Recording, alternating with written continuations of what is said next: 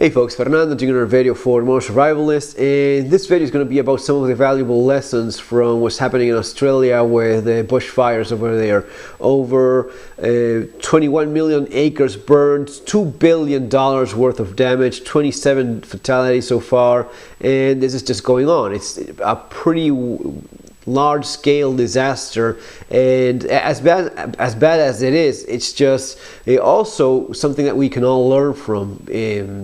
I did a post about it. Check it on the link below from my website, themodernsurvivalist.com. I'll leave the link for you guys to go see it. It's a post going through some of the news and some of the valuable lessons. The first one, number one, would be having a plan so as to actually evacuate, and something that I didn't go on in as much detail as I wish I could have is timing is everything for evacuation. When I wrote my second book, Bugging Out and Relocating, I did a lot of research regarding that, and it's very interesting how sometimes you have just a few seconds to leave before you have no more time. You just run out of time because of a fire that's just going to be burning everything around you in just a matter of minutes. And true enough, in some of the news regarding what's happening in Australia, there were people that were told, you have 10 minutes right now, pick whatever it is that you have, your purse for women or whatever it is,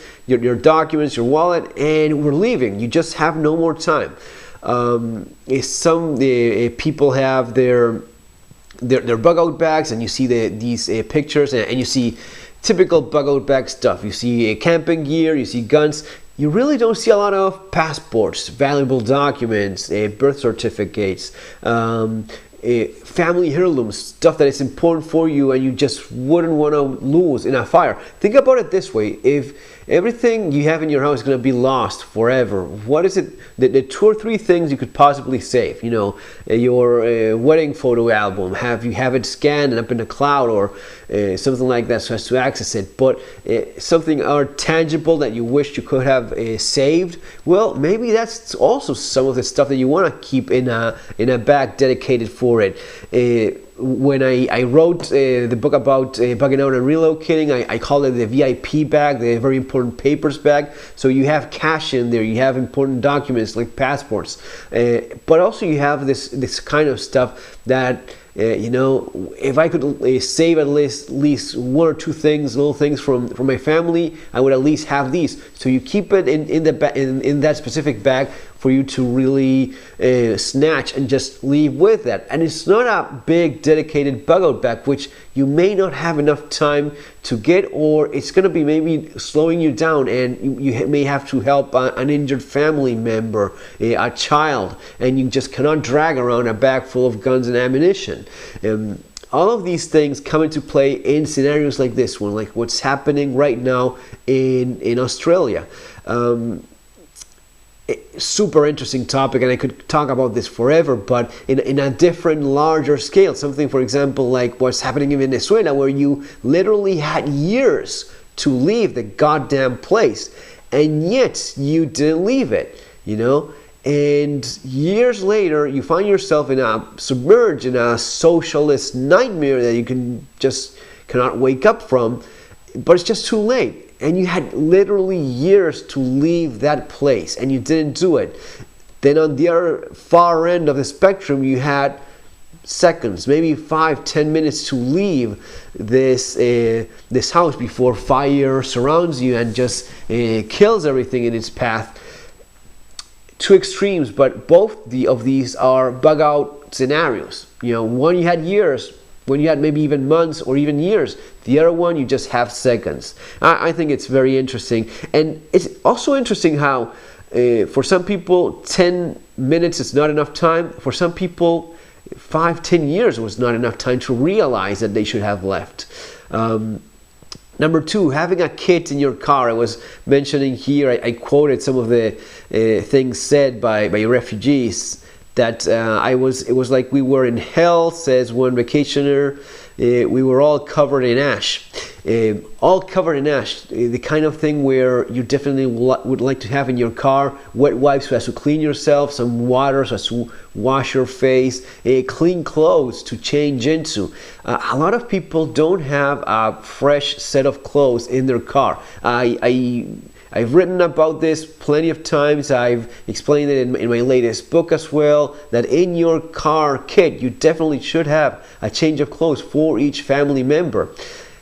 You got wet because of rain. One of the things that happened to me, for example, was a few years ago, having a good time with the family. One of my kids dropped a soda over himself by accident, completely wet, and it was no big deal. Just a couple minutes in the car, changed clothes, we went on with our day. That's nothing. But think about it in terms of a car accident. You're bleeding, your clothes are torn, or something like this, something more severe, more serious, in which you're going to be spending. These people spend 6 days waiting to be evacuated. Imagine being 6 days with dirty clothes on you because you don't have anything else. Now, if you have something in your car, you have an option. That was number 2. Have your car kit ready. Number 3, and I cannot spell this thing, so just go check it out. But cumulonimbus clouds are a thing. What the hell is it? Well, it's like a firestorm cloud because of the ashes and the heat. It creates a storm that's basically a storm made out of the materials of the same fire, and because of a number of conditions, it's a kind of storm that makes more fires through lightning bolts and ashes even that it's carrying, the heat itself. Very interesting stuff. But when fire gets that bad, everything is a completely different game. It's something else. The amount of heat is terrible. There's been people that died because of the wind that it turned cars over because of it. It changes. It's a climatic phenomenon on its own when you have so much fire. Number 4, you may have to leave your car as well. And this is I kept up some of the people that were. Some folks evacuated from where they were and they went to the beach in like a holiday resort, a camping ground, and from there they were moved to a movie theater. And they're saying that the fire was heading in the direction of the parking lot. We all left our cars because the fire was coming to the campground. So you may leave with your car, you have your car kit, but it may be that you have to leave your car behind as well. Do you have something to grab from your car and leave with that? Again, it may be something completely different. It may be a car breakdown and just walking home. So this is your get home bag. But it may be something like this, where you have that bag with you. Again, that change of clothes, that a little bit of food, a little bit of water, some useful tools that you may have.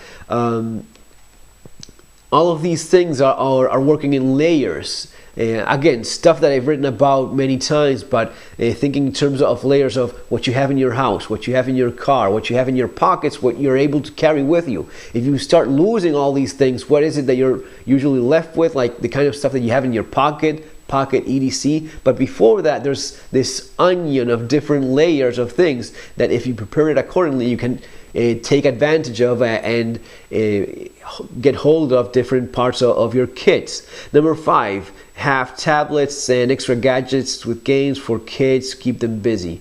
Again, this is from the same article. They were saying that we managed to get our iPads plugged and the kids had some games and shows to play.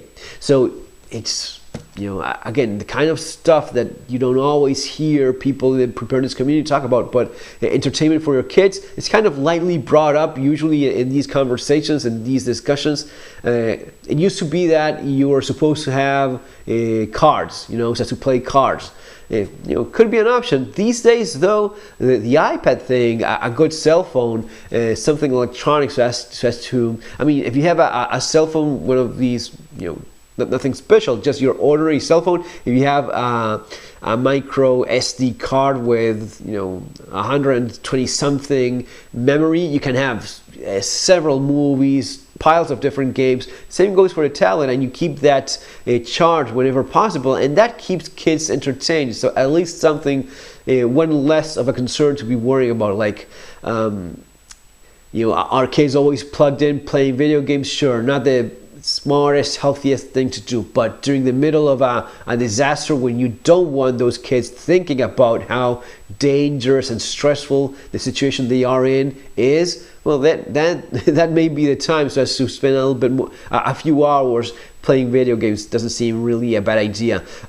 Number 6, respirators, and here I insist a lot because it is so often overlooked, the importance of air, and we all sort of know the rules of 3. You cannot live 3 minutes without air, 3 hours of exposure to extreme climatic conditions, 3 days without water, 3 weeks without food, right? But very often air is so often overlooked. I have a pile of these respirators, right?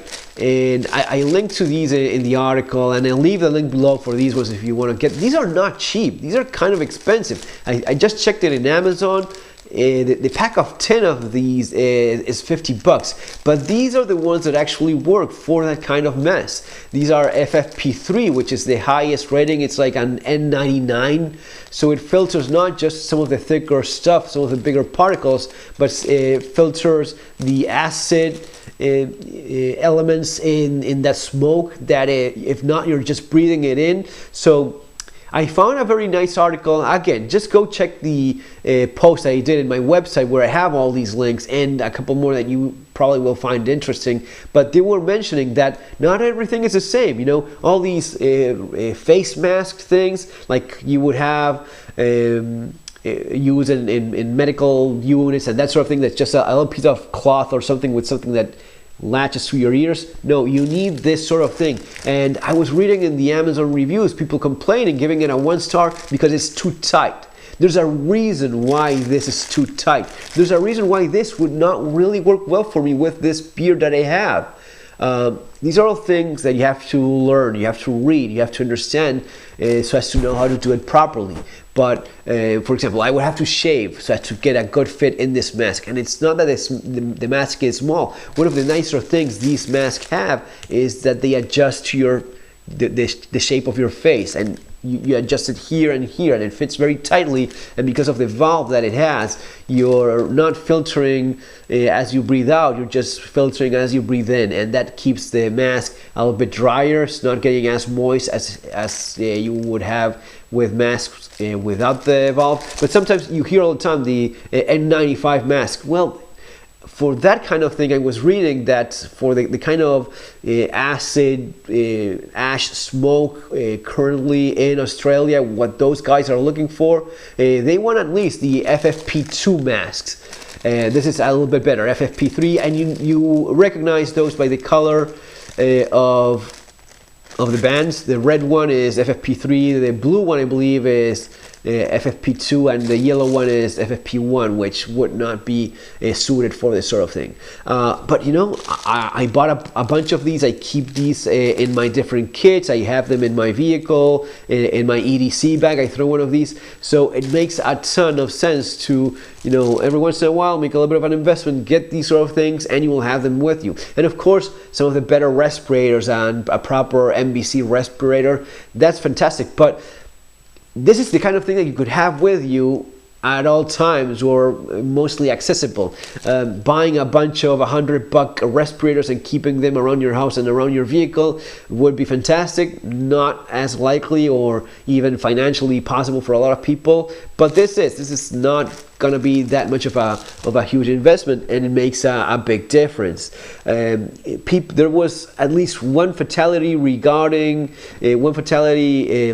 to the respiratory problems because of these ashes. So it is a thing. You just it's very unappreciated, the ability to breathe in clean air. It could be volcanic ash, it could be fires. I had both in Buenos Aires. I experienced both of those in Buenos Aires because of a volcanic eruption in, I think it was Lanín back in the day, that reached Buenos Aires, and for several days the city was covered in volcanic ash. Volcanic ash is no joke either. And then there were fires, bush fires or grass fire or something like that around Buenos Aires. That also had a similar problem. But then you have, for example, with 9/11, when the towers went down and all that smoke and debris and ash in the air, that was also compromising the air you were breathing in. Earthquakes, somewhat of a same scenario with the structures falling. So air is a big deal, guys. That's it. I mean, it's tragic, but one of those events where if you do your homework, if you research and find these little stories, you can have stuff to learn from real world events. That's what this channel is all about, modern survivalism in terms of what things that actually happen. That's what I'm mostly interested in. Folks, if you enjoyed the video, thumbs up, it's always appreciated. For more information regarding my views on modern survival, I always suggest my books, and especially my latest one, Street Survival Skills, which is fortunately doing very well. People are liking it in the Amazon reviews. If you haven't bought it already, I'll leave the link below there as well, and you can pick one of these up and have some pretty good, valuable information that, as I'm going through in this video, it is stuff that verifies itself time and again. All these things, these things covering the basics, prepares you for the unexpected. That is a valuable lesson there on its own. You cannot know everything. You know, you can understand maybe some of the threats and risks most likely in your area, but life has its way of going out and just catching you by surprise. Some of these folks caught in Australia, they were from freaking Canada. They were just having a holiday there, completely unexpected. That's what they're dealing with right now. Folks, that's all for now. See you on the next video. Have an awesome day.